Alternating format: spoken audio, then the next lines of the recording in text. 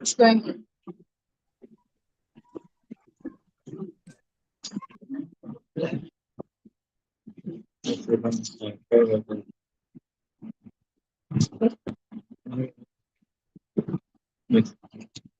From that Supreme Personality of Godhead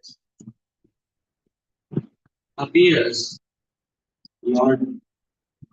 From that Supreme Personality of Godhead appears Lord Brahma, whose body is made from the total material energy, the reservoir of intelligence, predominated by the passionate mode of material.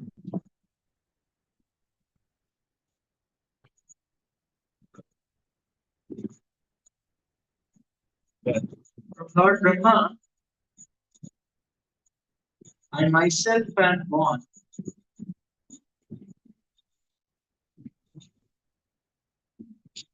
as a representation of false ego known as Rudra. By my own power, I create all the other dimensions, the five elements, and the senses. Therefore, I worship the Supreme Personality of Godhead, who is greater than any of us,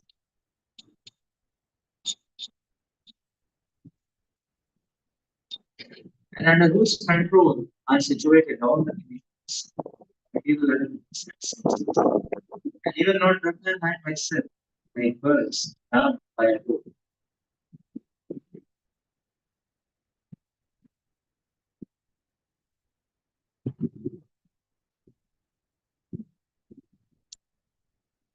Only by the Lord's grace can we create, maintain, and annihilate the material world. Therefore, I offer my respectful obeisances unto the Supreme Being. So Lord Shiva is speaking here.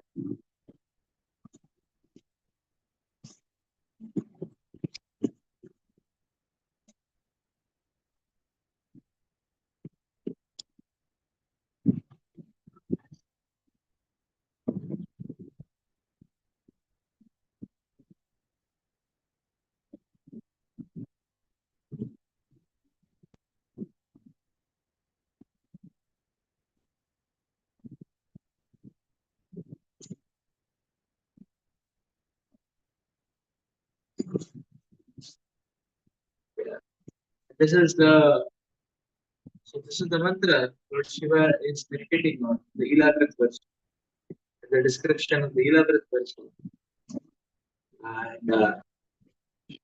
And here Lord Shiva is Lord Sankarshan. So he's offering prayers to Lord Sankarshan, and then Lord Shiva is praying like this. You can read the other prayers as well. It starts to make 17. O Supreme Personality of Godhead, I offer my respectful obeisances unto you in your expansion as Lord Sankarshan. You are the reservoir of all the transcendental qualities. Although you are unlimited, you remain unmanifest to the non-devotees. O my Lord, you are the only worshipable person. For you are the Supreme Personality of Godhead.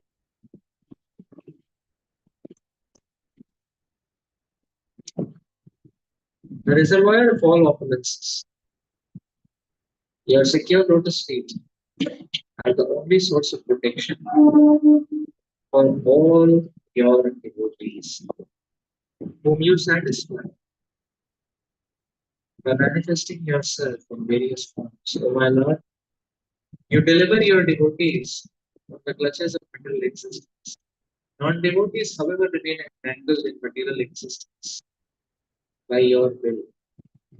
Kindly accept me as a return servant.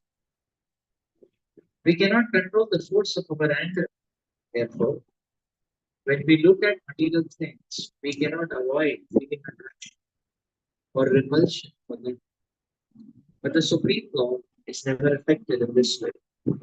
Although he glances over the material world for the purpose of creating, maintaining, and destroying, he is not affected, even to the slightest degree. Therefore, One who desires to conquer the force of the senses must take shelter of the lotus feet of the Lord. Then he will be victorious. For persons with impure vision,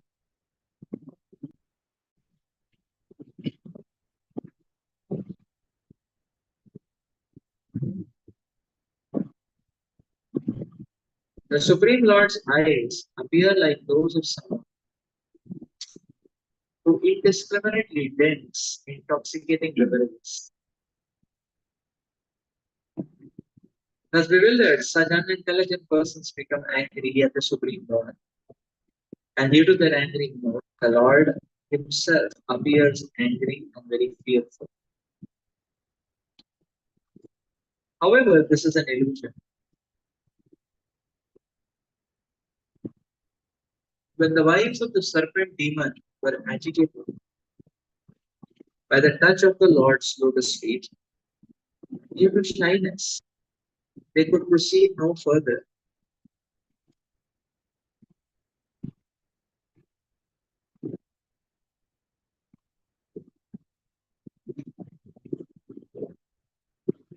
In their worship of him.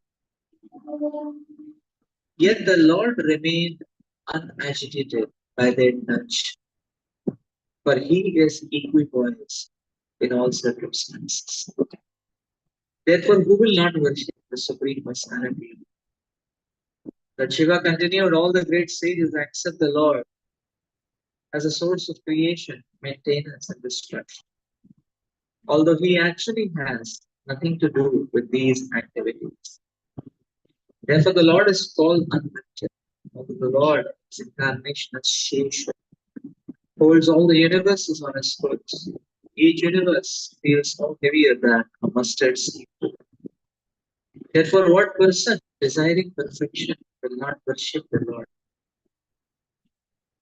From that Supreme Personality of Godhead appears Lord Brahma,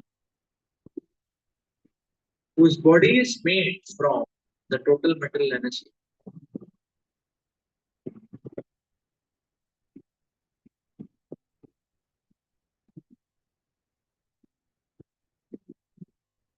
The reservoir of intelligence, predominated by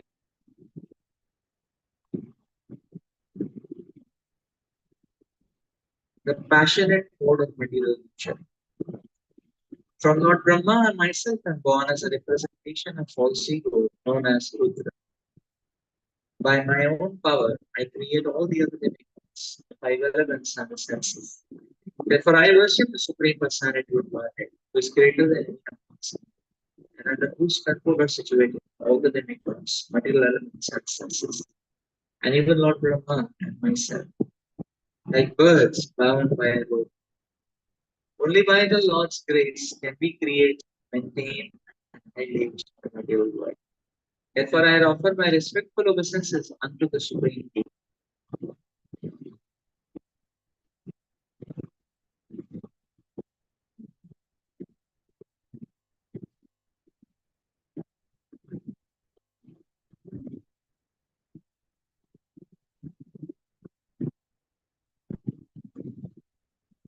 A summary of creation is given in this verse.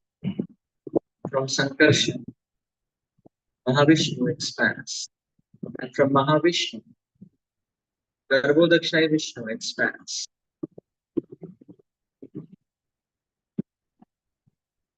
Lord Brahman, who was born of Garbhodakshaya Vishnu,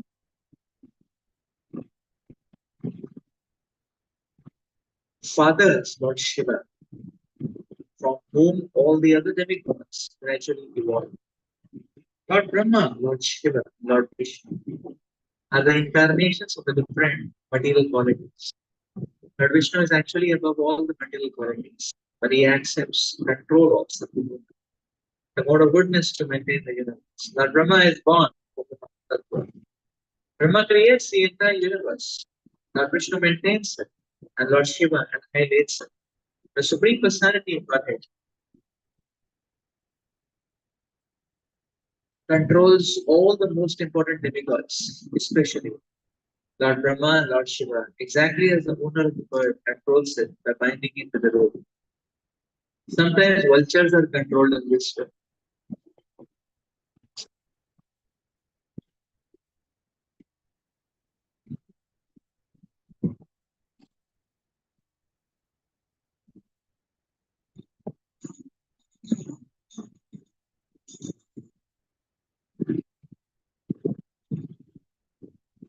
Srila Prabhupada explains that here, Lord Shiva is describing summary of the material creation.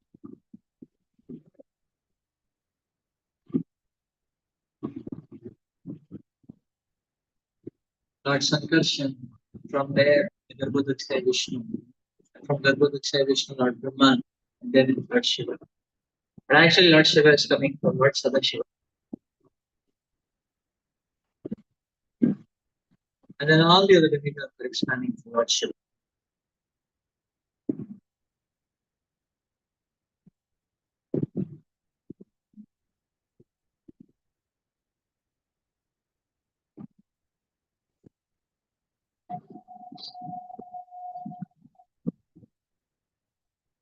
Hey, Lord Shiva is in great ecstasy. He's explaining that yes, what to say of me and not Brahman, all the other demigods. We are all controlled like birds, tied to the rope by the Supreme Lord.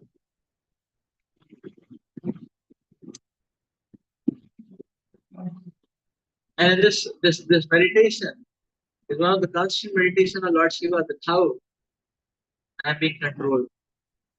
You see, people generally try to remember cherished moments and again try to remember and reminisce on that and become ecstatic.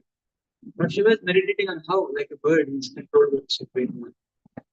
So, this is a very cherished remembrance. But yes, for a devotee, the reminder of the sense of belonging of the devotee is a very cherished moment. And a devotee is feeling, yes, I belong to the Supreme Lord. So that very reawakening of the remembrance of the belonging to the devotee is a very, very cherished moment. And a devotee becomes ecstatic, remembering and reminding himself and recalling. It's very ecstatic. Yeah, Lord Shiva was very ecstatic. Much contrary to this world, we can see the idea of being controlled will be a very demoralizing, demotivating. Oh, I'm controlled, I'm not dependent. That may be a very demoralizing idea for us. But for Lord Shiva, it is a very ecstatic idea.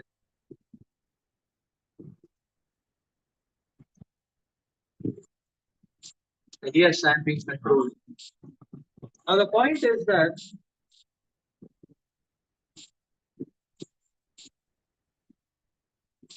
so being controlled by the Supreme Lord means uh, uh,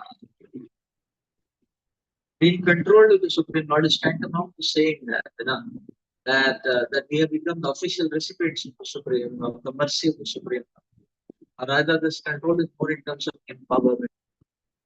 Anyone who is able to come and control the Supreme Lord is the most blessed because one receives the empowerment. It is just like if somebody receives PhD admission, say under some Nobel laureate, one will be very ecstatic. Oh, I have got the Nobel laureate as my professor guide. Uh, so, so one will be very ecstatic that I will be at the deepest rungs of the research in that field. I'll get the best guidance. So, although so there is a no, it's not a subject matter to be morose about. Oh, well, I'm not independent, but uh, what is one going to do without a PhD guide? The one has got a glorious PhD guide, and that's a matter of fortune, blessing. And Lord Shiva is recounting on this. You see, ordinary and conditioned souls also receive grace and mercy of the Lord from time to time, but they have the habit of forgetting. Whereas the great souls, they never forget the mercy and the grace they have received.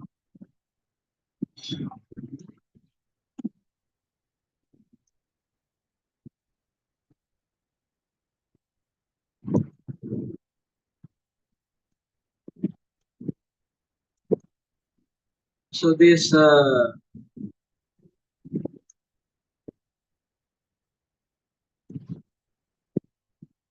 great souls, they never forget, they always remember. Like Srila Prabhupada always remember how first met Bhakti Sansari Thakur Maharaj.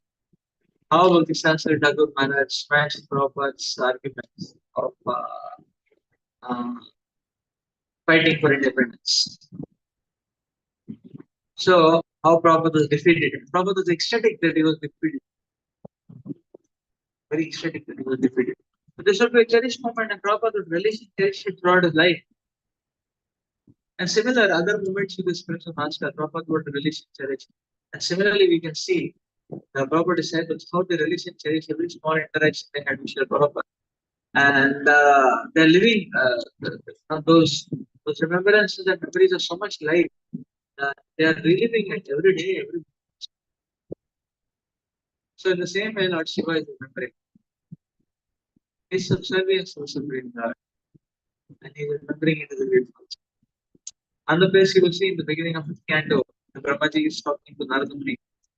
And Brahmaji also speaks the same thing. He said, no, it is the Supreme Personality of Godhead, not who's actually controller. We are all controlled. Just like a bull is controlled by rope tied in its nose to the nose.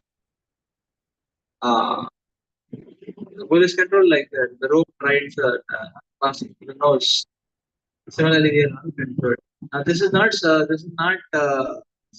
a declaration of a slavery or miserable predicament, but this is a declaration of the ecstasy, sharing of the ecstasy. And yes, I am controlled. And the material example, you see in business, all these small companies, they're hankering for somebody to fund them. So when they get funding from some venture capitalist or angel investor, and they're so ecstatic that we are backed by so and so. They are not morose, oh, so and so has got hold of us and then we are bound now. No, they're very ecstatic.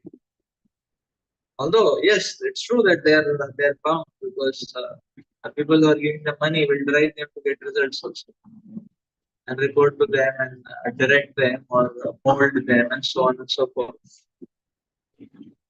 So, but that's a matter of great pride and ecstasy. So this is a matter of great pride and ecstasy actually.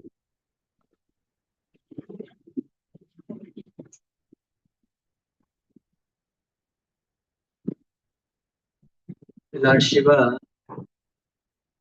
it's a matter of great pride and ecstasy. Lord Shiva is revealing to you. Let's read further.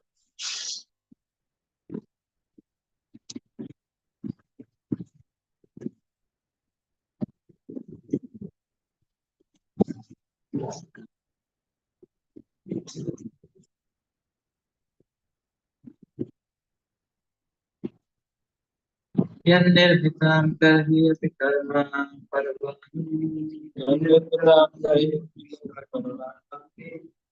mayam janoyam gunasargamokta Aveda yoga manjasa Tasmai namaste Vidayo Dayatmane Tasmai namaste The illusory energy of the Supreme Personality of Godhead binds all of us conditioned souls to this material world. Therefore, without being favored by Him, persons like us cannot understand how to get out of that illusory energy. Let me offer my respectful obeisances unto the Lord, who is the cause of creation and annihilation.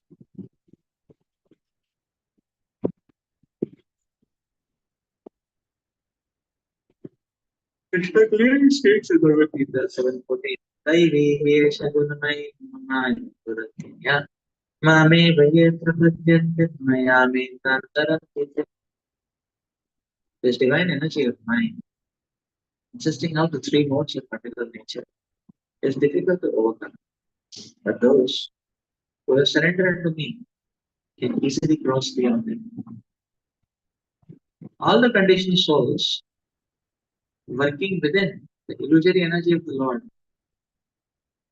consider the body to be the self.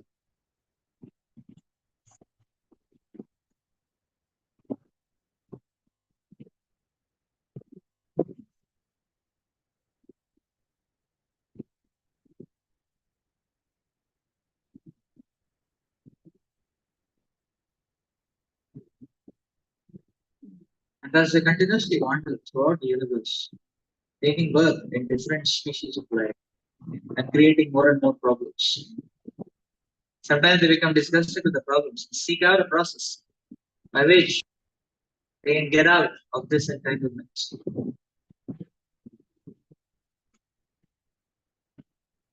Unfortunately, such so-called research workers are unaware of the Supreme Personality of Godhead and His illusory energy. And thus all of them work only in darkness, never finding a way out. So-called scientists and advanced research scholars are ludicrously trying to find the cause of life. They take no notice of the fact that life is already being produced. What will be their credit if they find out the chemical composition of life? All these chemicals are nothing but different transformations of the five elements: earth, water, fire, air, and ether. As stated in Bhagavad Gita, the living entity is never created. There are five gross material elements and three minor material elements: mind, intelligence, and ego. And there are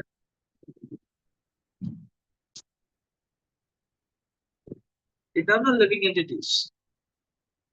The living entity desires a certain type of body, and by the order of the Supreme Personality of Godhead, that body is created from material nature.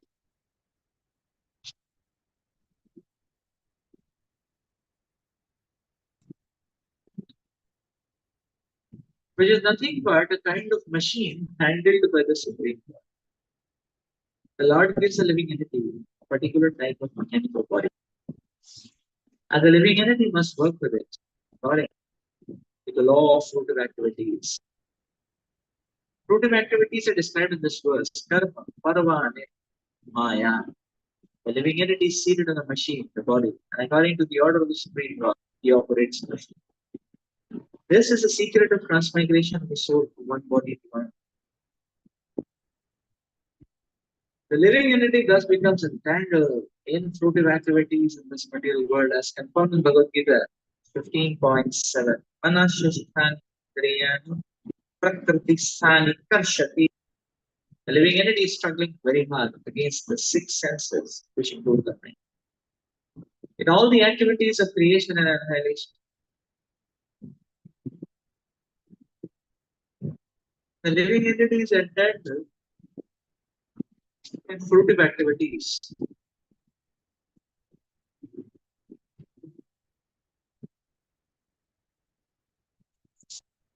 which are executed by the illusory energy Maya. He is exactly like a computer handled by the Supreme Personality of God. The so-called scientists say that nature acts independently, but they cannot explain what nature is. Nature is nothing but a machine operated by the Supreme Personality of God. When one understands the operator, problems of life are solved.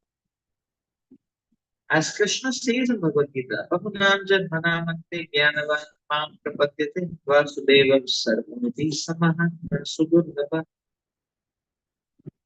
After many births and deaths, he who is actually in knowledge surrenders unto me knowing me to be the cause of all causes and all that is. Such a great soul is very rare. Same man therefore surrenders to the Supreme Personality of Godhead. Thus gets out of the clutches of the illusory energy of Maya.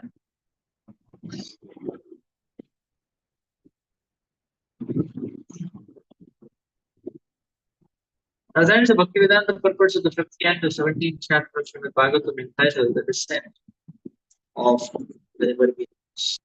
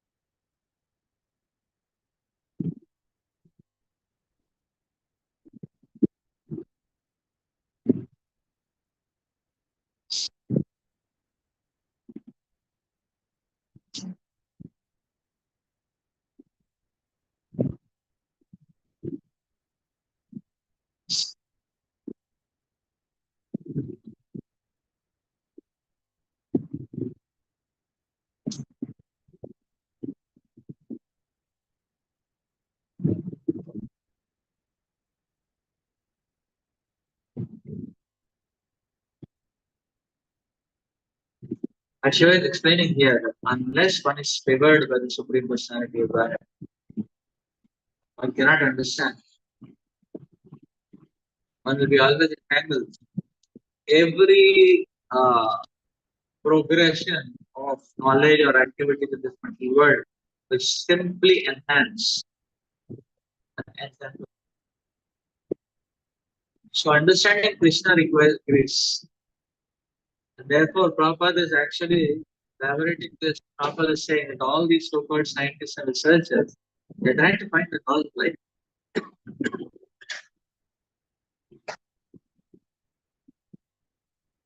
They're trying to find out how everything has been coming about. But Prabhupada saying, what is the use? Anyways, life is being produced by the Supreme Lord.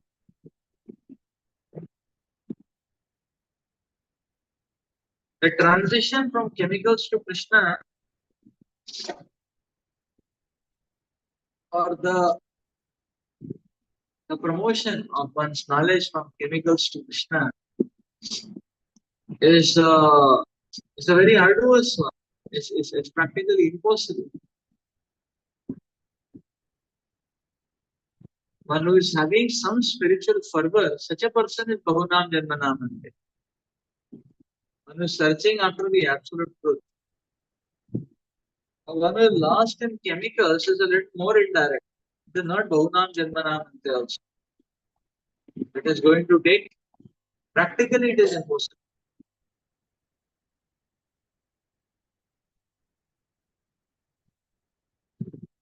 Because see, Prabhupada's clarion conclusion, see, these material elements are all transformations of earth, water, fire, air. Now, it's an interesting statement. Because here Bhagavatam is saying that now we may say, okay, uh, the this energy levels, that is everything, and therefore steady state configurations and Schrodinger equation, all those things come.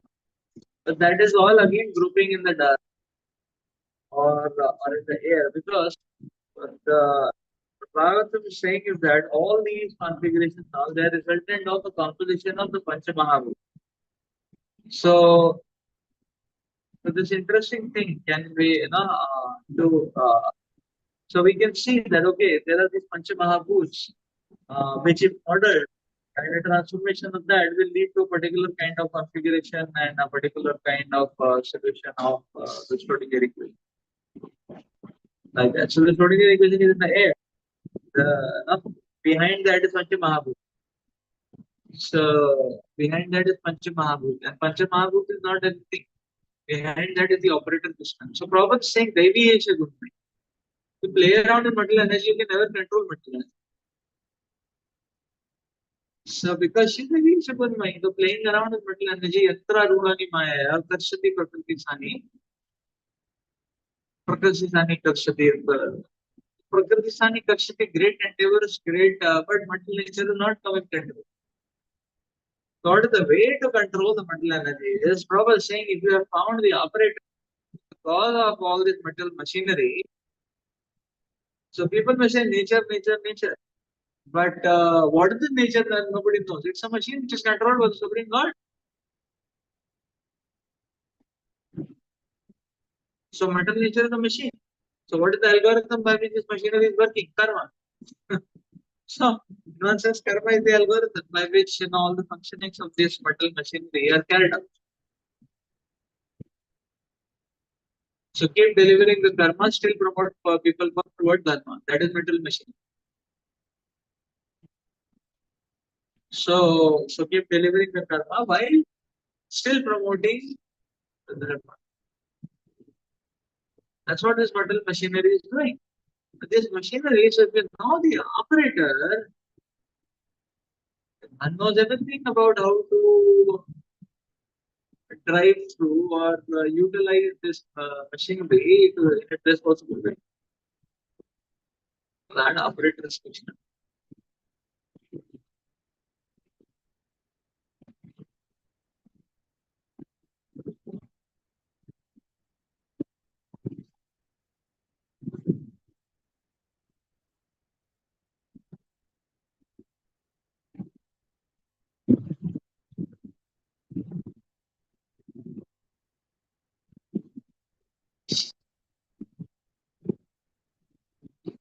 So the probe from matter to spirit is going to be an impossible probe.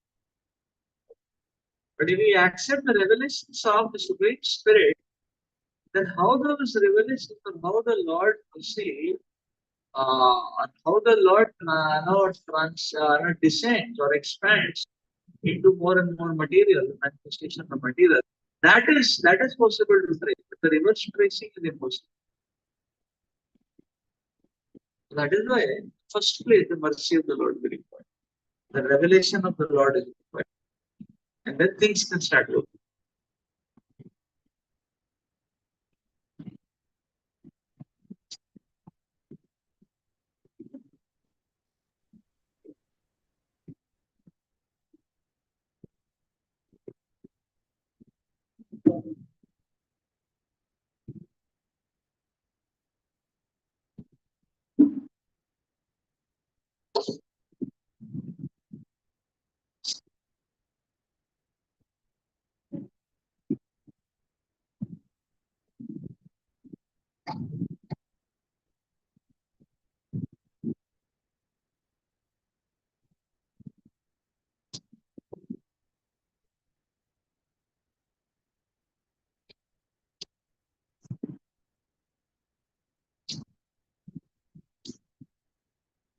Prabhupada is saying, it is just like, say, for example, if you have good relationship, and suppose you are in a company office or you're a business, if you have good relationship uh, with the mess in charge, and you'll get a lot of food stuffs. And if you have a very nice personal relationship, you'll get a lot of personal things also here. Because we have bad relationship with the messenger, chief chef. Oh, very sorry. One will be miserable every day. So, in the same way, now, in this scenario, it's not very important to learn the recipes of food items. Is it? Because anyways, you are not allowed to cook yourself.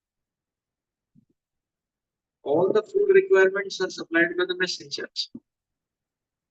So rather than focusing to know the recipes of the food items, more important is to have a very nice relationship with the messenger. If the messenger is very pleased, then you will get extra items and fish items every day. A messenger is displeased, even on the fish day you will get yeah, very less. Huh?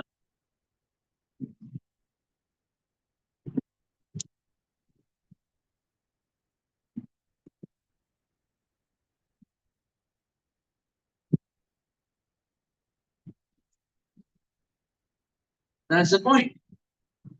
Amish says, no, why not? If you know the recipe, no, so it will be nice. Yeah, it will be nice only if you are allowed to cook.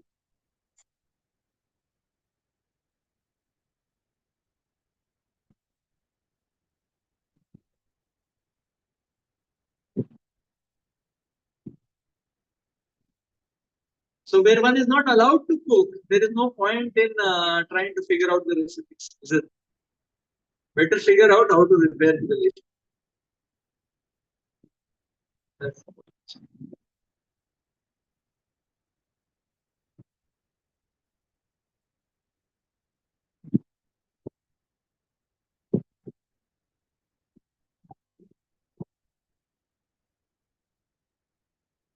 So here we can understand this way that trying to figure out in the same context proposition, trying to figure out chemical compositions and all that is of no use, because even if you figure out anything, you're not allowed to cook. What are you going to cook? You're only allowed to taste it.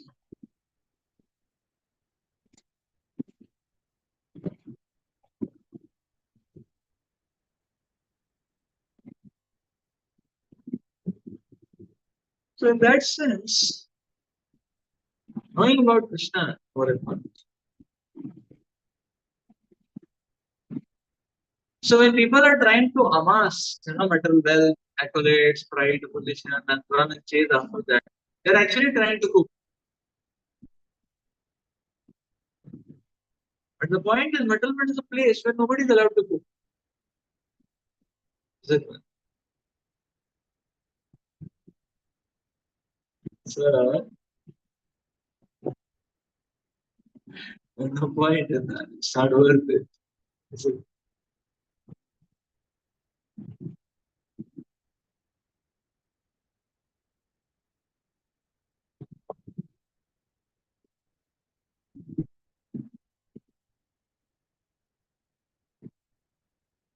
So even if one knows chemical composition of a particular chemical, it is not going to come to much good of it.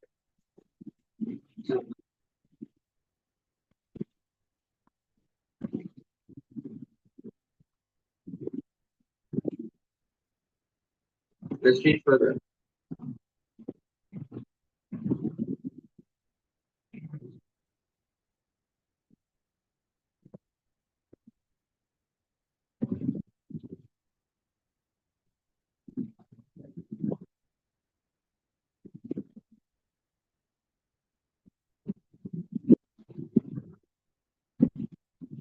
Yes, thus we end the episode, which is the end of the descent of the king.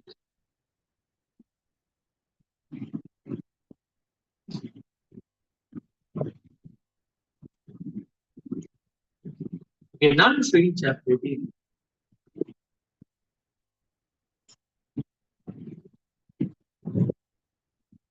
Chapter 18 is entitled as prayer offered to the Lord by the resurrection of the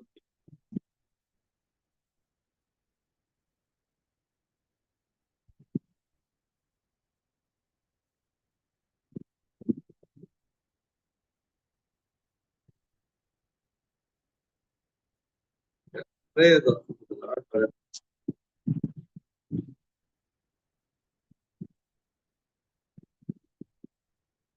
The 11th verse we already saw. I will see the other verses.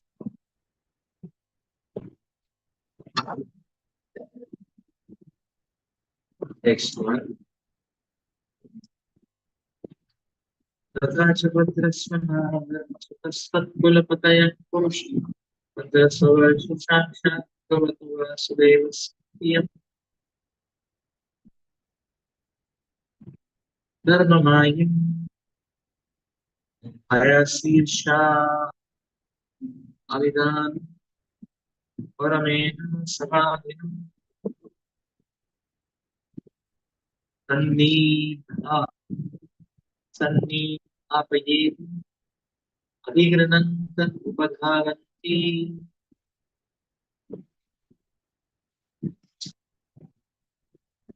Srila Sukadeva Goswami said, Bhadrasva, the son of Dharmaraj, rules the grand man known as Bhadrasva worship. Just as our Shiva worships Sankarshan in 11th version, Bhadrasva, accompanied by his intimate servants and all the residents of the land, worships. The plenary expansion of Vasudeva, known as Hayashirsha. Lord Hayashirsha is very dear to the devotees. He is the director of all the religious principles. Fixed in the topmost trance, Bhadrasva and his associates offer their respectful obeisances to the Lord and chant the following prayers with careful pronunciation.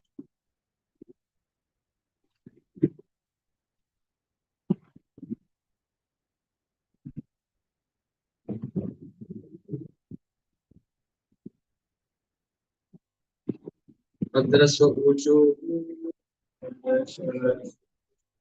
Om Namo Bhagavate Dharma Dharmayam Vishodhanaya Namah Om Namo Bhagavate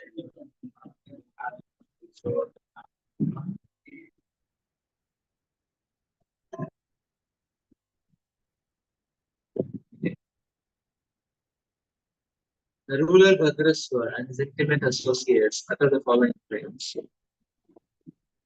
We offer our respectful obeisances unto the Supreme Personality of God, the reservoir of all the religious principles, who cleanses the heart of the conditioned soul of this material world. Again and again, we offer our respectful obeisances. Foolish materialistic persons do not know how they are being controlled and punished at every step by the laws of nature. They think they are happy in conditioned state of mortal life.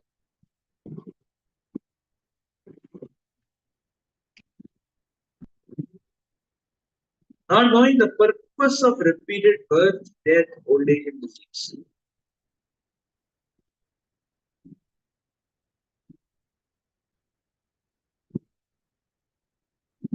Therefore, in Bhagavad Gita 7:15, the Lord describes such materialistic persons as Buddhas, rascals. Alam dushkriti no mudam, prapadyante narati. These Buddhas do not know that if they want to purify themselves, they must worship Lord Krishna Vasudeva by performing penances and austerities.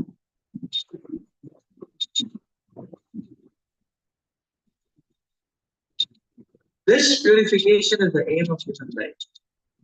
This life is not meant for blind indulgence and self-gratification. In the human form, the living being must engage himself in Krishna consciousness to purify his existence.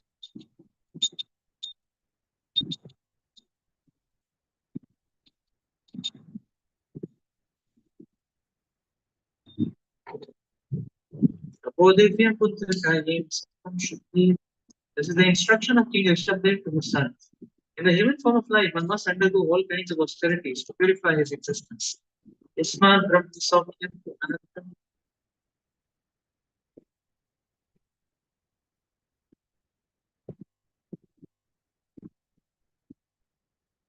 We are all seeking happiness, but because of our ignorance and foolishness, we cannot know what unobstructed happiness really is.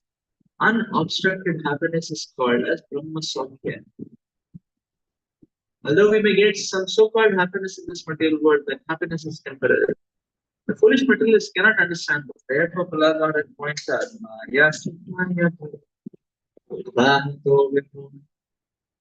merely for temporary materialistic happiness, these rascals are making huge arrangements, and thus they are baffled life after life.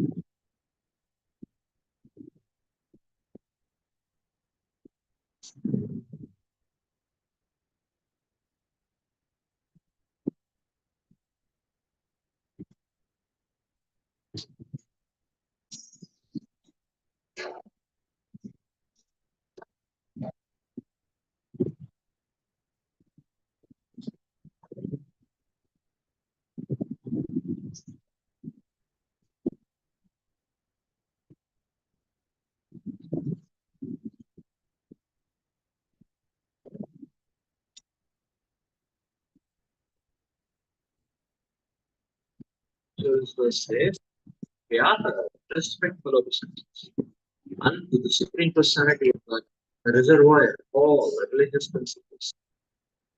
To cleanses the heart of the conditioned soul. That's my dear word. Again and again, we offer our respectful obeisance to our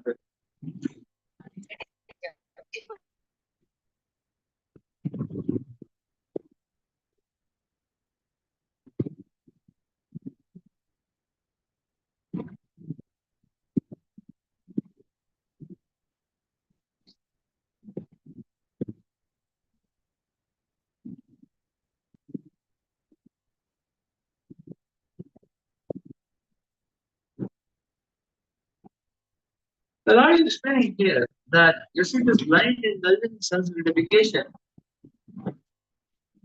It may promise to give happiness, but it's a source of great misery and entitlement.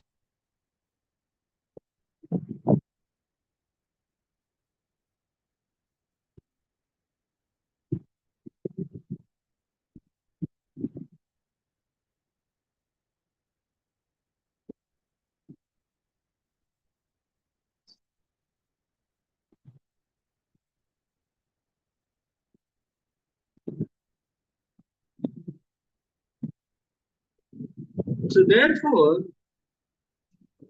one needs to control one's mind and senses, and rather engage the mind and senses only in the direction of purifying oneself. And then one can attain real transcendental knowledge, which is Brahma Sakya.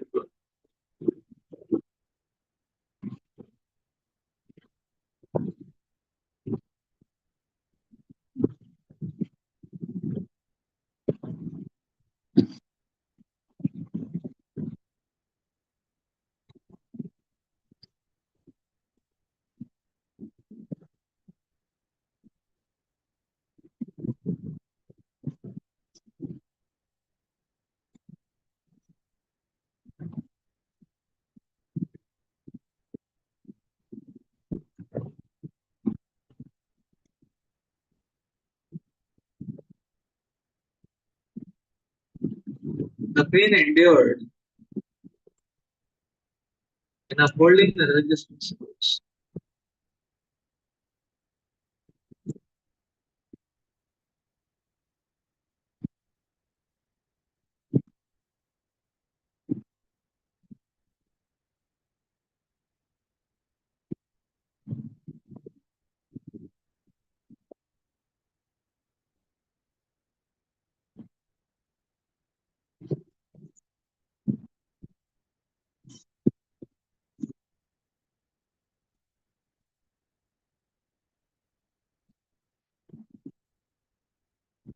The life is made to perform austerities and penance, proper sporting, for the care of the dying, for the sake of purification. And when one does that, then only one can reach a touch Brahma Sakya.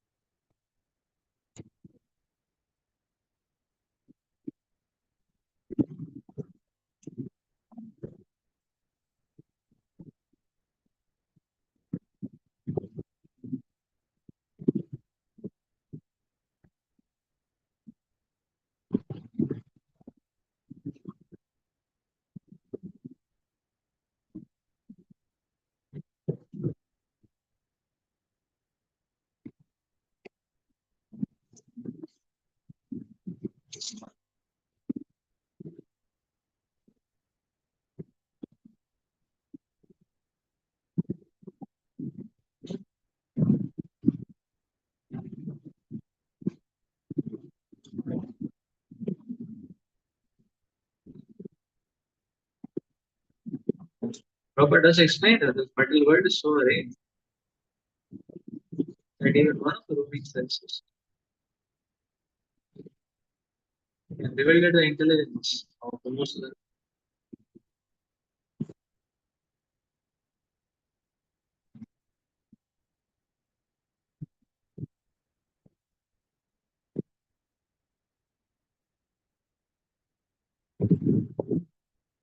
So in that regard,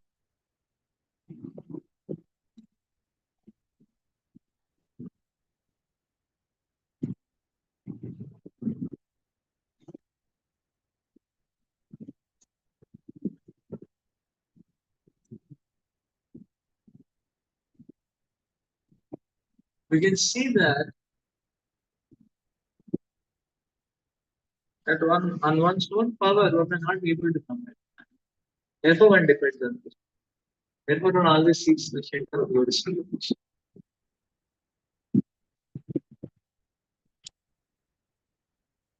One is ready to perform all kinds of austerities and penances, Tapodipya, for the sake of obtaining the grace of God.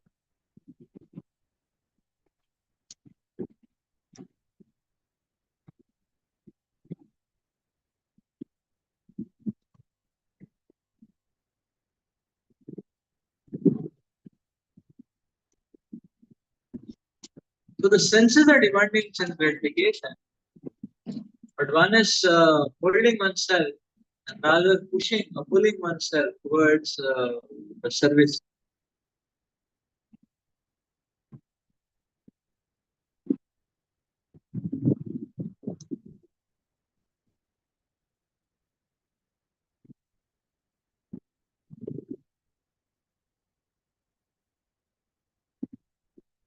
And that's the only way to see it. Therefore, the devotee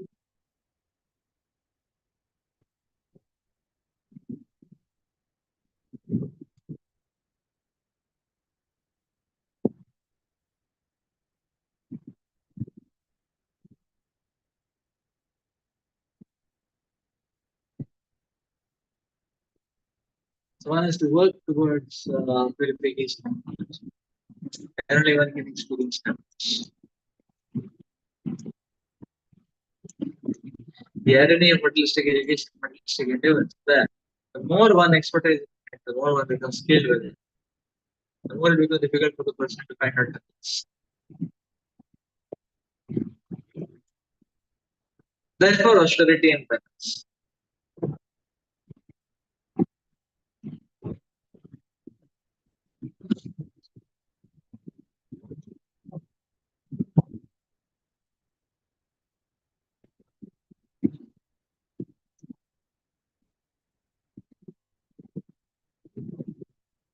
So, where no Krishna consciousness requires a very high degree of obedience. And this quality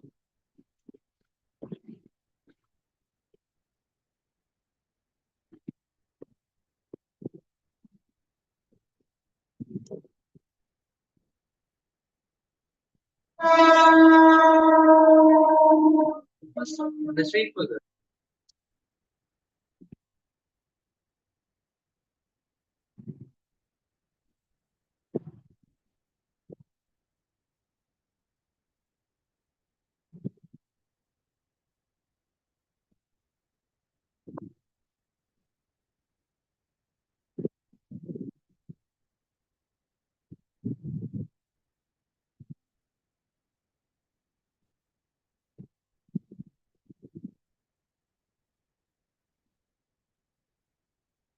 Extreme.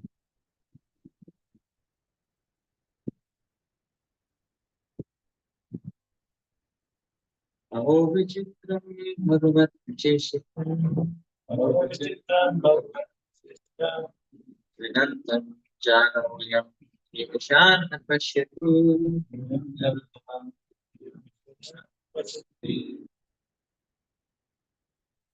yayanna satya vidikalpa sevitum nirahitya putram pitaram jijivishati.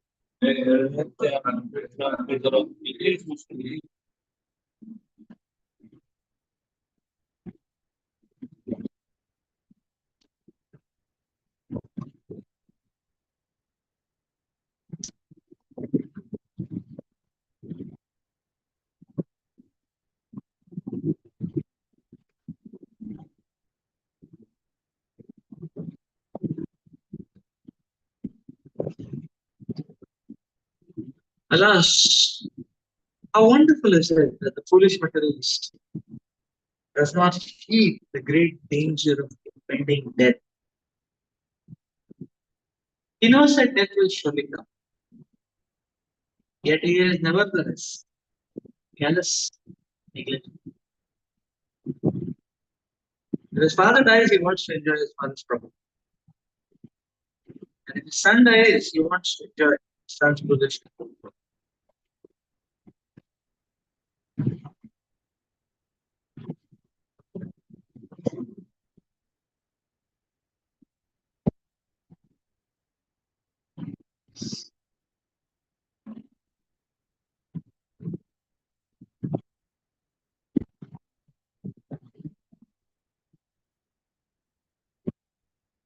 In either case, he heedlessly tries to enjoy material happiness to be acquired in time.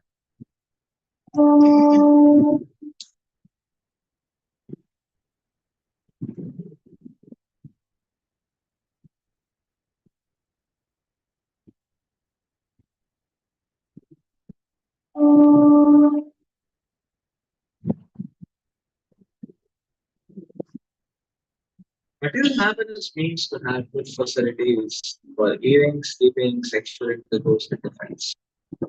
Within this world, the materialistic person lives only for these four principles of sense gratification, not caring for the impending danger of death.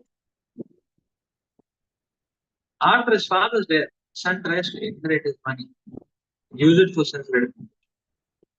Similarly, one whose son dies tries to enjoy the position of his son. Sometimes the father forgets son, even enjoys son's widow. But let's see, people behave in this way. This Sukadeva Goswami says, how wonderful are these pastimes of material happiness transcended by the will of the Supreme Personality. In other words, materialistic persons want to commit all kinds of sinful activities, but without the sanction of the Supreme Personality of God, no one can do anything. Why does the Supreme Personality of Godhead permit sinful activity?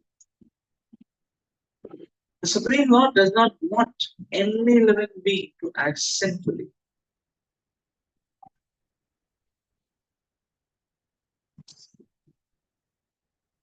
And he begs them through his good conscience to refrain from sin. But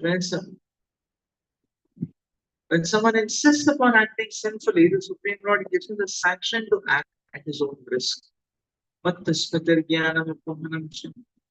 No one can do anything without the sanction of the Supreme Lord, but he is so kind that when the conditioned soul persists in doing something, the Lord permits the individual soul to act at his own risk.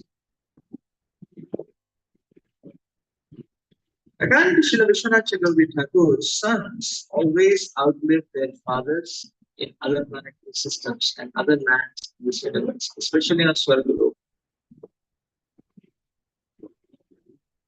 However, on this planet Earth, the son often dies before his father, and the materialistic father is pleased to enjoy the possessions of his son. Neither the father nor the son can see the reality that both of them are awaiting death. When death comes, however, all their plans for material enjoyment are finished.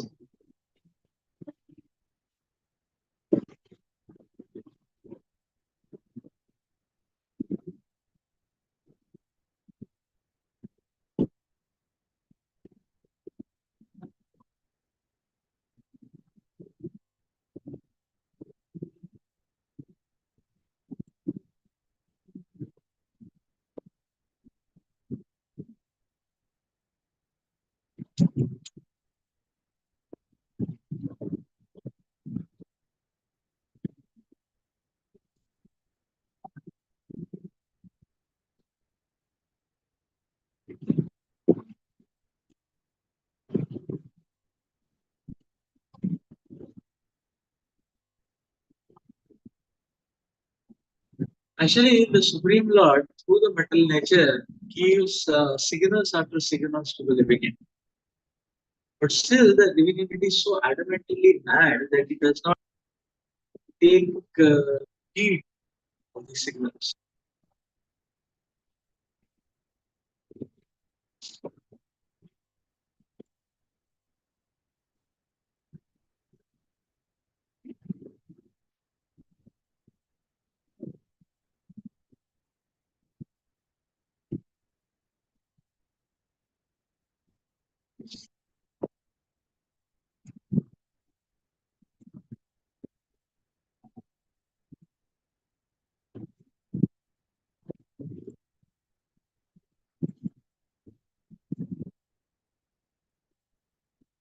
So the material nature of the Supreme Lord is giving signal after signal for the living entity to take heed. The living entity gets so much blind. And therefore this material world is the teacher's place.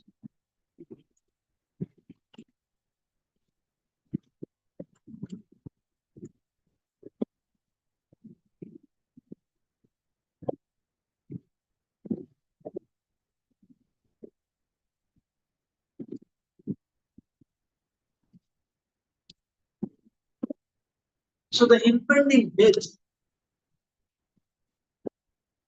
has to should ignite seriousness. One should not take this careless. That which is temporary should ignite seriousness. Because it's temporary, where are we going to go and land up after?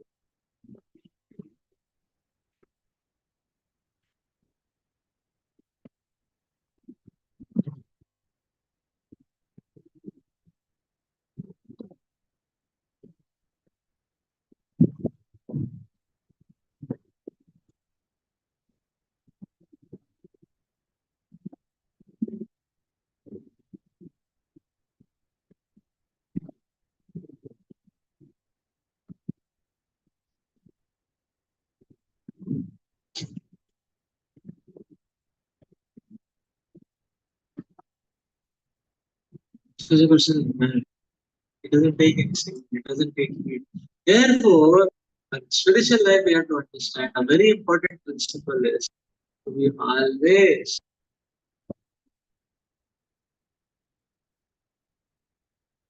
dependent on the devotees.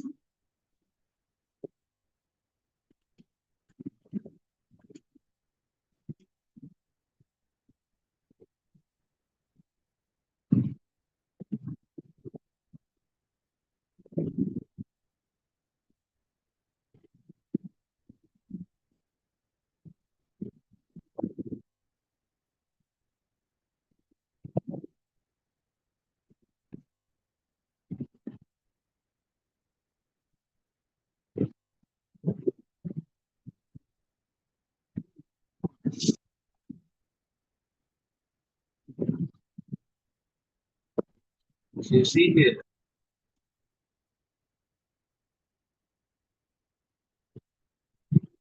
how mad a person becomes. It is being explained. And okay, the Bhadra Suvarsha, you see, so if the father dies, he still wants to enjoy. The son dies, he still wants to enjoy. So, such a person is so mad. He doesn't see, think of something anywhere.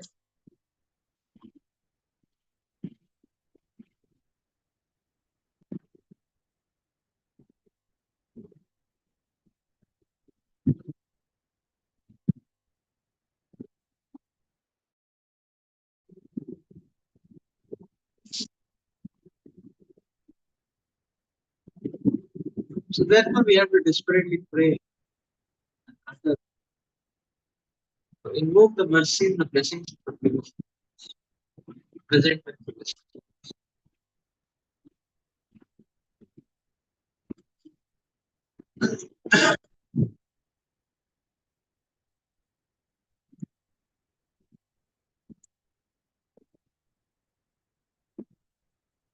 Let's read further.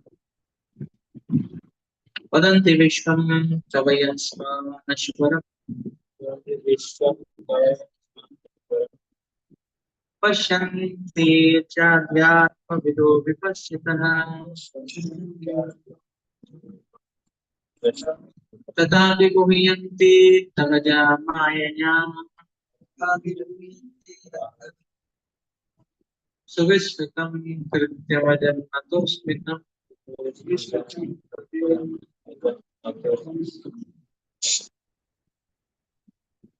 go on. Learned Vedic scholars who are advanced in spiritual knowledge certainly know that this material world is spiritual. As do other logicians and philosophers in trance. They realize the factual position of this world and they preach the truth as well. Yet even they are sometimes repeated by an illusory. This is your own wonderful pastime. Therefore, I can understand that your illusory energy is very wonderful. I respectfully offer obeisances.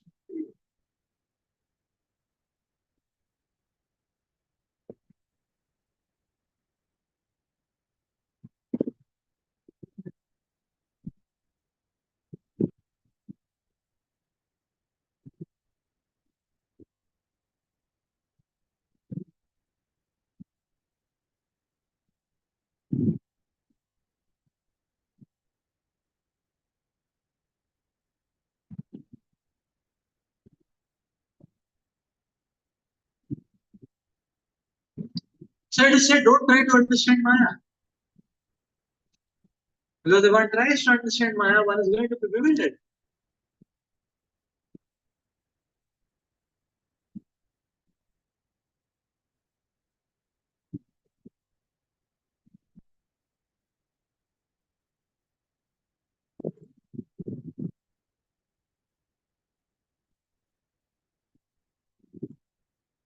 So don't try to run after the illusion. Because don't try to trace the trajectories of illusion. Get out of illusion. Try to find the pattern of illusion is also futile because one is still grouping in illusion. So therefore it is said, don't run after illusion, run after reality. If you run after the reality, one is already transcending illusion.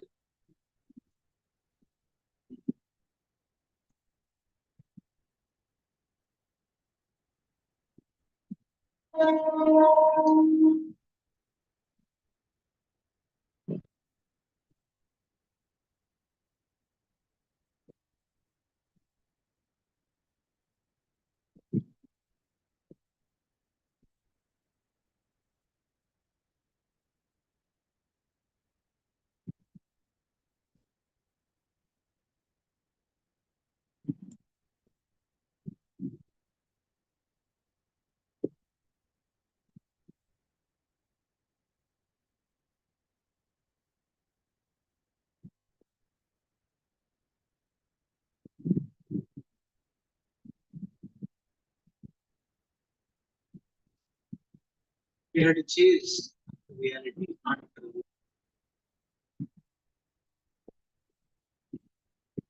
So on its own, just like the darkness cannot be dispelled, one has to wait for the sun to reveal himself. The same thing we have to understand.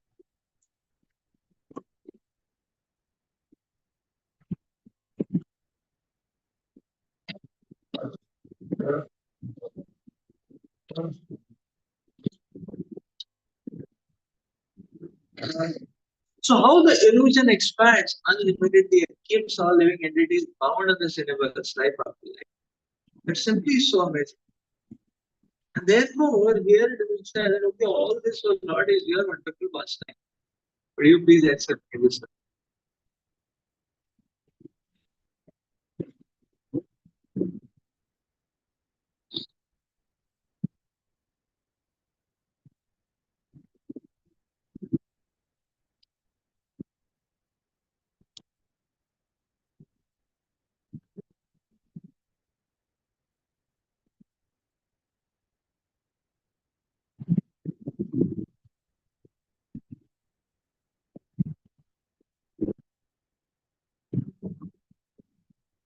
You read the purpose?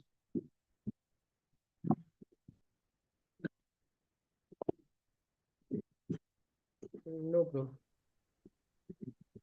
Not only does the illusory energy, the Supreme Personality required, act on the conditioned soul within this material world, but sometimes it also acts on the most advanced learned souls who've actually known the constitutional position of the material world through realization. As soon as someone thinks I am the material body, I am a main thing, and everything in relationship with his body is mine is an illusion. This illusion caused by the material energy acts especially on the conditioned souls, and it sometimes also acts the liberated soul.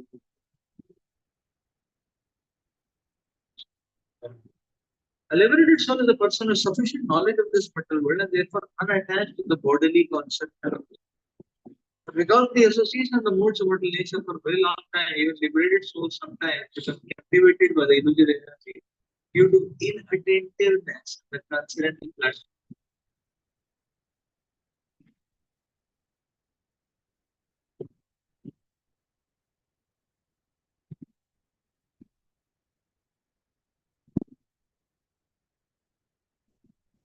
Therefore, Lord Krishna says in Bhagavad Gita 7:14, "Mamevahi prapadyate maya etam taranti."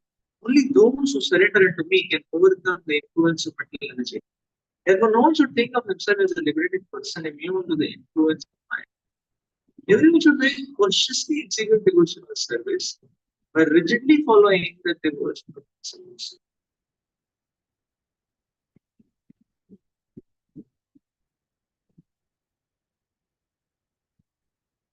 Yes, everyone should very consciously execute devotional service by rigidly observing regulative principles. Thus, he will remain fixed at the lotus state of the Lord. Otherwise, a little inattention will create war. We have already seen an example of this in the case of Maharaj Bharat. Maharaj Bharat was undoubtedly a great devotee, but because he turned his attention slightly towards a small deer, he had to suffer two more births.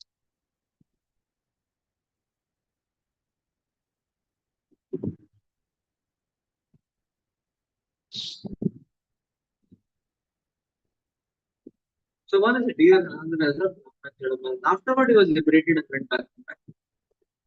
The Lord is very always prepared to excuse his devotee, but the devotee takes advantage of the Lord's leniency and purposefully commits mistake again and again. The Lord will certainly punish him by letting him fall down into the clutches of illusory.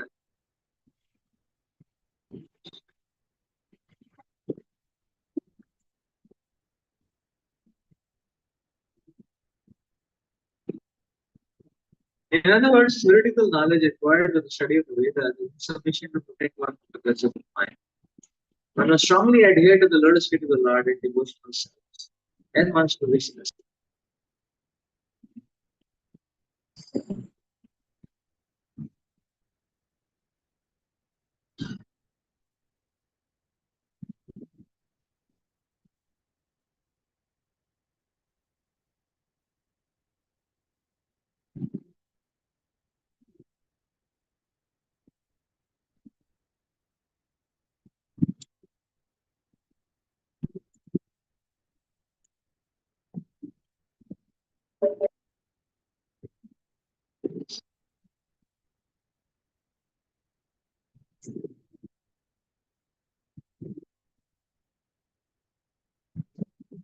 Therefore, a devotee is always very humble. A devotee never focuses on what all achievements one has made.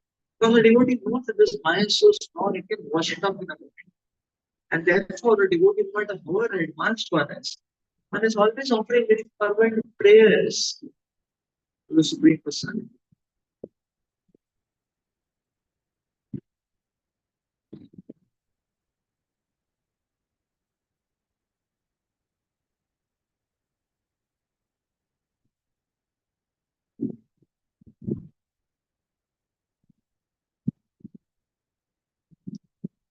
So actually, therefore, the activities Prabhupada is pointing out here, inattentiveness Prabhupada is pointing out.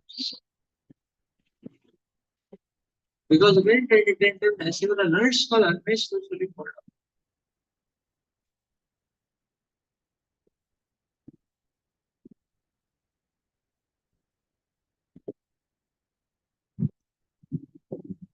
So devotee very humble, always constantly taking shelter of the Lord's feet. So such a genuine devotee never will be proud.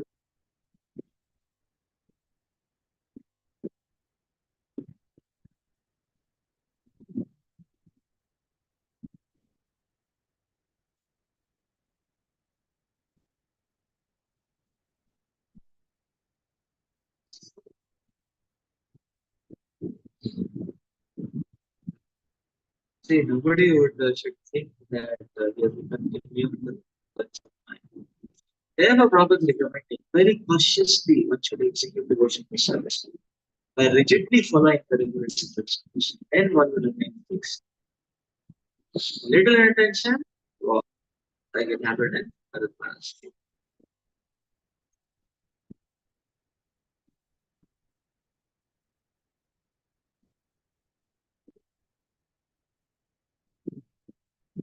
So let's stop here for today. Continue reading further. Never next. Srimad-Bhagavatam ki jai. Shri Prabhupada ki jai. Very good.